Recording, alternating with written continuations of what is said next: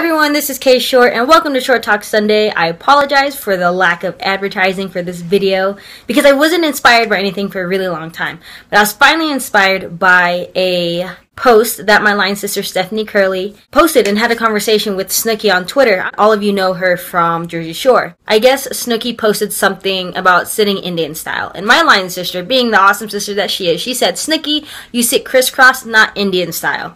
Nicole responded as, "Honey, growing up we call it Indian style. We are all different." And then people started responding, "I've always called it Indian style too. For me, it was called Indian style and I still do it to this day. I don't know anyone over the age of 22 who calls it anything but Indian style. Are you really that offended? Doubtful. People who get offended over shit like this are pathetic. Oh, and P.S. I will be cursing because these are the exact words of people's tweets. I call it Indian style. My son's elementary class teachers said crisscross applesauce. If you know what it is, no need to complain. It was definitely called Indian style when I was in school. Crybabies."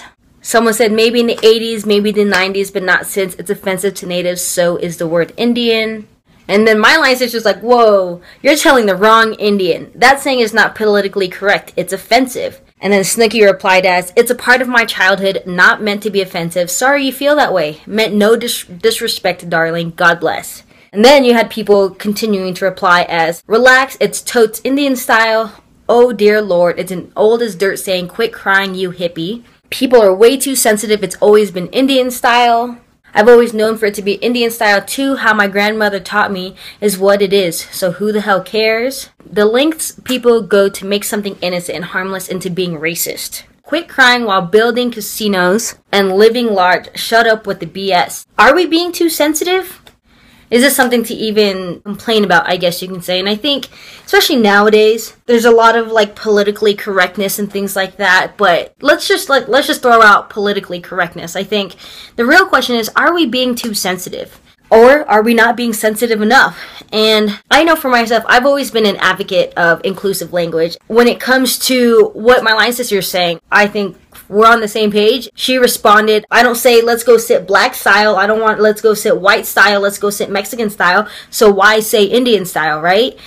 I think a lot of times we don't realize where things came from. Like what the things that we say and the things that we do, we don't really research as to where did this saying come from. I think that's where my line sister's coming from, because she's studying this at her school and getting a degree in it and saying, well, I'm not going to go around saying this is black and this is white and this is orange and this is yellow style. So why are you going to use my culture and say Indian style? What's so difficult of saying crisscross? You know, go sit crisscross style. I know for being an advocate for inclusive language, with the knowledge I do have and what I advocate for, a lot of people will say, they'll use against me, well, in Spanish, they would say ellos and ellas. For instance, if there's a room full of women and one male, we'll still say ellos. I mean, exactly that. For one, this is English, my friends. This is not Spanish. And so that's my rebuttal. And for two, it's like, wow, really? Why do we, with one man in the room and a room full of 99 women, that 100th man, they're the ones that get to say ellos in the whole room? So here are some examples that have been going around on Facebook recently, which I really, really appreciate. And one of them is called the Inclusive Language Campaign. And I'm just going to give you the statements that they said. "That exam just raped me. But would we say that if you knew that I'm a survivor of sexual assault? That's so retarded. Would you say that if you knew I had a disability? He looks like a terrorist. Would you say that if you knew that I was a United States veteran? Those illegal aliens? Would you say that if you knew that I was an undocumented citizen? That's so ghetto. Would you say that if you knew that I grew up in poverty? And lastly, that's so gay, no homo. Would you say that if you knew I was a part of the LGBTQ community?" We say these things and we don't really realize the meanings behind them. We don't know about the people that are around us who have had those experiences, people who may have experienced sexual assault, those who do have a disability, an individual with a disability, or someone who is a veteran, or someone who is undocumented, you know, or someone who did grow up in poverty. Like we don't know people's stories at all times, you know, all the time. The biggest message I got from my degree was that language creates a reality. When I say that, and understanding the importance of language, and understanding the things that we say, regardless if it's politically correct or not, how hurtful they can be to somebody sitting right next to us. Oh, that's so fucking retarded. Like, really? Did you just put that in the same sentence right now? Oh, that exam just raped me. And I'm sure a lot of people are going through this right now because exams are coming and all that stuff. And I'm sure that exam completely wasn't in your best interest. But to say that, knowing that 1 in 4 women have experienced something like this. 1 in 4. So if you're sitting in a classroom of 30, do the math yourself. And also another great thing that's going on Facebook is the You Don't Say campaign. And so here's a few other statements.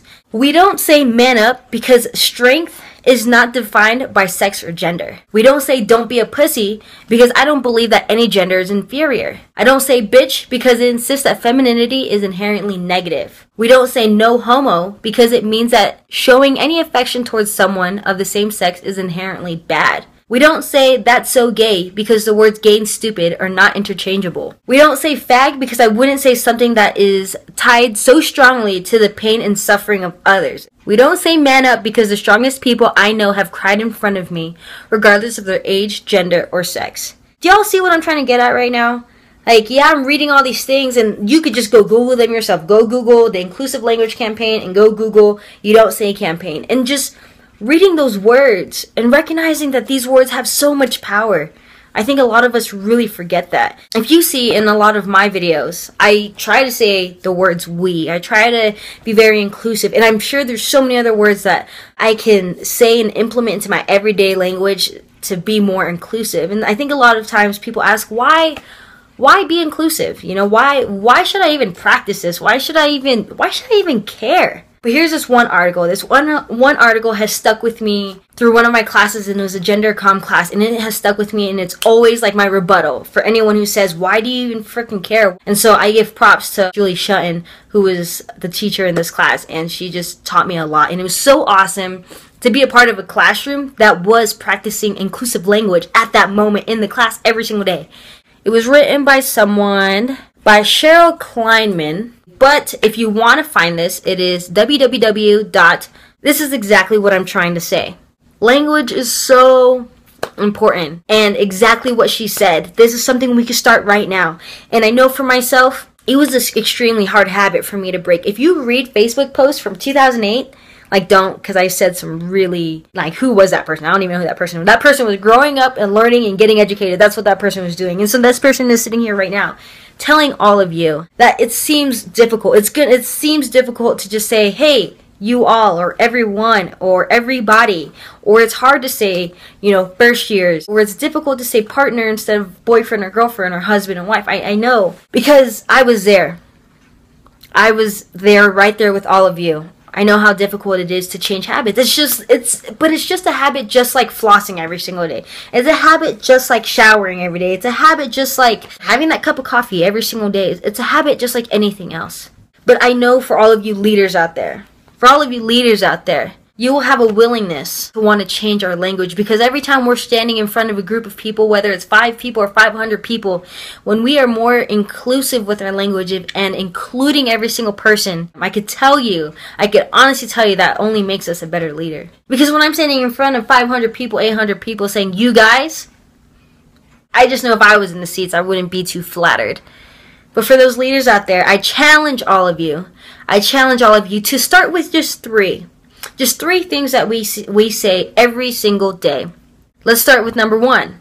Instead of using freshmen, because I know a lot of y'all are in school, a lot of y'all know someone that's in school and refers to school very often. And a lot of us say, when I was a freshman, or those freshmen, or those, whatever the case. For one, not everyone identifies as a man, now do they? I know I don't identify as a man.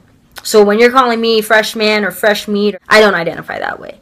So let's instead use the word first year. So when we use the first year, anyone could be identified as a first year. It could be a parent coming back to school. It could be just somebody coming back to school. It could be a veteran coming back to school. It could be someone that just took a couple years off and said, you know what, I'm not ready to go to college right after high school. I'm going to, jump in when I'm ready. And their first year. But are they 18 and out of the house for the first time? No, they're not. So why would we just refer to everyone as the stereotypical freshman? I know a lot of y'all wouldn't like if I called y'all fresh women, now would you? No. So that's why we say first year, right? Second one we could work on, but I know a lot of us have had boyfriends and girlfriends, or have one right now, or husbands and wives. Why not use the word partner instead? I would like to think that we're now moving into a very progressive state. And I would like to think that it's becoming 50-50. I can't say it's happening right now because I know that there are moms out there, for you moms on Mother's Day, are 365, 24/7. But to think that your partner, if you have an awesome partner that is 50-50 and is helping you out with everything, I think, why not use that word? And lastly, I think this is the biggest one to take out of our language and to take out of the tip of our tongues is you guys. And this is my biggest pet peeve, let me tell you that much. You guys, you guys, you guys, you guys. Let's say you all, everyone, everybody, all of these people here, you all, everyone, all of us, y'all, get country, I don't care. But I can honestly tell you, if you start with these three things, that's only going to make us stronger leaders. To me, everyone wants to be included. And it may seem silly, and it may seem like, well, why does it matter? They're still playing with us anyways. Well, that's cool. But when you include them in our language, and something, like I said, every single day that's happening exactly at this moment right now, this is something where we could start creating change.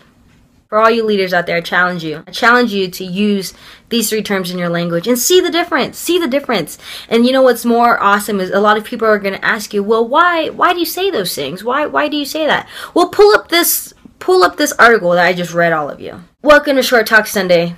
Today, we talked about inclusive language and recognizing that language very definitely can create our reality. And so, yeah, there's a lot of issues out there. There's a lot of issues. We know all the issues. We know how crazy the world is and how far we have to go. But we can start with our language right now. At this very moment, the moment that you talk to the next person, I don't care if that person is in Starbucks. I don't care if that person is your offspring. I don't care if this person is your roommate. You can just start right now. And if you don't even believe in this, do your research. We have so much research. We have so much information on the internet. Go look it up for yourself. But I can tell you, ever since I started this habit and ever since I started talking this way, I have already been branded as that person. It's like, don't say you guys around Kathleen. Don't say freshman around Kathleen. Don't say boyfriend or girlfriend around Kathleen. Make sure you use inclusive language around Kathleen because she will correct you in the middle of your sentence. And I do.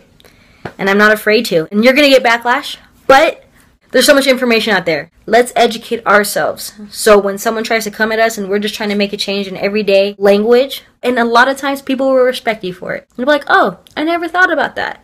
And that's the point of these videos, to get us to just be thinking about more important things in the world and how we can make a change just by starting with something small like this. So once again, all, this is K.Short. See, I said all. I didn't say guys. I didn't. You can see it's in my language. This is K.Short. This is Short Talk Sunday, and I hope y'all tune in for next Sunday.